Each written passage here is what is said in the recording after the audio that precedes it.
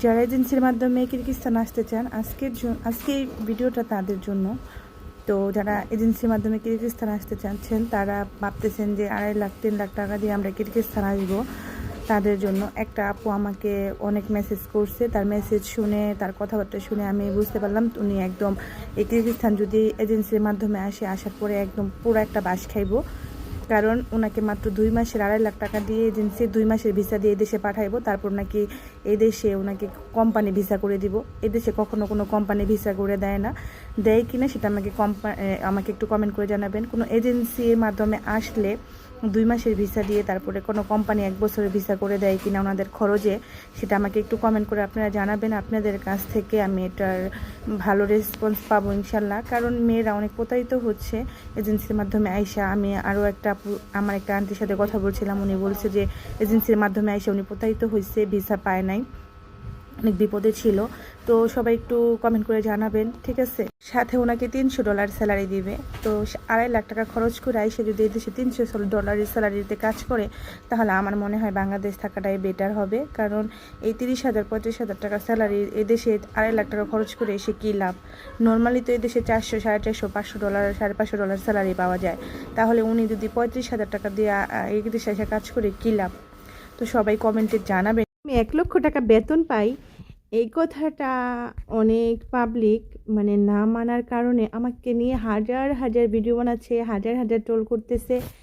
মোটামুটি এই টিকটকে এখন ওনারা কিরগিজস্তান আমাকে পুরো ভাইরাল করে দিছে যে এই মেয়ে এত 1 বছরের হয় না আসছে, এই মেয়ে কিভাবে 1 লক্ষ টাকা বেতন পায়। ভাই আমরা তো $400-500 পাই না, সেটা আপনাদের ফল্ট ভাই, আমার না।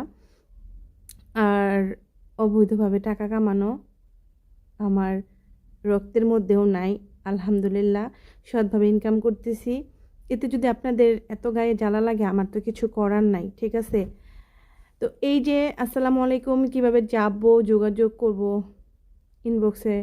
ইনবক্সে নক করেন, আমি যাওয়ার কিভাবে আসবেন বলে দিব। কিন্তু সবাই আমাকে দালাল বলতেছে, তো এর জন্য আমি এগুলো কাজ করার চেষ্টা করতেছি না। কারো না কারোর মাধ্যমে কিন্তু আমিও কিরগিজস্তান আসছি। তো আমার মাধ্যমে যদি কেউ আসে তাহলে আপনাদের গায়ে কেন জ্বালা লাগবে? কারণ উনি তো কারো না কারো মাধ্যমেই আসতে হবে না। এখানে তো আর সরাসরি ফ্যাক্টরির মালিক যে বাংলাদেশ থেকে লোক নিয়ে আসতে পারবে না, উনিও কারো মাধ্যমেই লোকগুলো আনবে।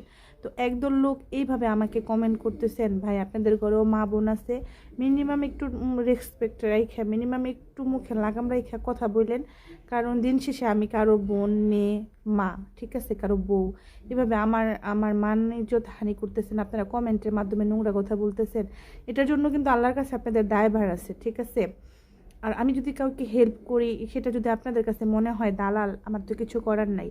আর আপনারা এইসব খারাপ ফ্যাক্টরিতে পড়ছেন, ভালো স্যালারি পান না, সেটা আপনাদের ব্যর্থতা, সেটা তো জন্য আমি দায়ী না। কেন আমাকে এসে আপনারা এত বাজেভাবে কথা শুনুন? আমি যদি 1 লক্ষ টাকা বেতন পাই, 80,000 টাকা বেতন পাই, তাহলে সেটা আপনাদের কি প্রবলেম? আপনারা কামাইতে পারতেছেন না, সেটা আপনাদের দায়ভার, আমার তো না, ঠিক আছে। সেটার জন্য আমাকে কেন দায়ী করবেন? আর আমাকে কেন কথা শোনাবেন? আপনাদের কাছে যদি এইরকমই মনে হয়, তাহলে আমার কিছু করার নাই।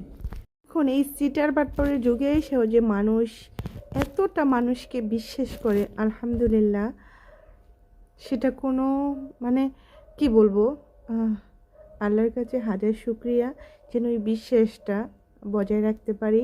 আল্লাহ তুমি আমাকে সেই তৌফিকটা দিও। আর আপুটা জিজ্ঞেস করছে আপু কত টাকা লাগবে। আপু, আমি কালকে একটা মেসেজ পড়ে একজনের ইনবক্সে অবাক হয়ে গেছি। এই দেশে নাকি 4.5 লক্ষ 5 লক্ষ টাকা খরচ করেও মানুষ আসতেছে। তো উনি আবার ওনার আপন চাচা হয়। তো আমার তো খুবই খারাপ লাগছে এই বিষয়টা, যে নিজের চাচার কাছেও প্রতারিত হয় ভাতিজা। আমরা কোন দেশে বসবাস করি? তো যাই হোক, দালাল দিয়ে ভরে গেছে, সবাই আমাকেও দালাল বলে সম্বোধন করতেছে। তো আমি একটা নারী হয়ে আমি চাচ্ছি যে কিছু অসহায় মানুষকে সাহায্য করতে, যারা টাকার বিনিময়ে ঠিকমতো 3 বেলা খাবারও খাইতে পারে না, বা ছেলে মেয়েকে ভালোভাবে মানুষ করতে পারতেছে না। আমি তাদের পাশে দাঁড়াতে চাই, তাদেরকে সাহায্য করতে চাই। তো সেটা যদি আমার অপরাধ হয়ে থাকে, আমি অপরাধী। এখন অনেকে বলবে যে এই দেশটা তো দালাল দিয়ে ভরে গেছে। আই ডোন্ট কেয়ার, কে কাকে দালাল বলতেছে, কে দালালি করতেছে, তাতে আমার কিছু যায় আসে না। এই দেশে আসতে 3.5 লক্ষ টাকা লাগে, কিন্তু কেউ 4 লক্ষ 5 লক্ষ টাকা খরচ করে ওই দেশে আসতেছে, কিন্তু সবাই একই বেতন পাইতেছে, 450, 500, $550। আর যারা কন্ট্রাক্টে কাজ করে তারা 1 লক্ষ 1.5 লক্ষ টাকা ইনকাম করতেছে, কিন্তু এই কথাটা কেউ মানতে চাইতেছে না। আমার কিছু করার নাই আপনারা মানতে না পারলে, ঠিক আছে। এটা বাংলাদেশ থেকে আচার আসছে, তো অনেক কিছু আসছে পার্সেলে। এই যে পরাণের স্বামী পছন্দ করে কাপড় চোপড় পাঠাইছে। তো যাই হোক, পুরা আচার পাঠাইছে আমার 2 বোন, মেজো বোন আর সেজো বোন আর বড় বোন। তো আচারের কালার দেখে আমি বুঝতে পারতেছি যে কোন আপুর আচার কোনটা। এই যে কালো কালো আচারটা দেখতেছেন, এটা আমার বড় আপুর হাতের আচার, অনেক টেস্ট। আর এইটা হচ্ছে আমার সেজো আপুর হাতের আচার। আমি মানে আমার বোনদের রান্নার কোয়ালিটি বা সব কিছু সবারটা অনেক বেস্ট, কিন্তু আলাদা আলাদাভাবে টেস্ট অনেক। Thank you so much. নিজের বোনরা থাকলে, বড় বোনরা হচ্ছে মায়ের মতো, আমার বোনের আমার মায়ের থেকেও অনেক অনেক অনেক বেশি ভালো। কি বলবো, বিশ্বাস করো, এত মজার আচার, এত মজার আচার, জাস্ট ওয়াও। ভাই পুরুষ কি সে আটকায়, কিডনি দিয়ে জীবন বাঁচায় অনেকে, পুরুষকে আটকানো যাইতেছে না। ভালোবাসা তো দুইটি বাদ, জীবন বাঁচায় আটকানো যায় না। তাহলে পুরুষ মানুষ সারা জীবন খালি ডায়লগ শুনলাম ফেসবুকে, মহিলা কিসে আটকায়, নারী কিসে আটকায়, পুরুষ কিসে আটকায়।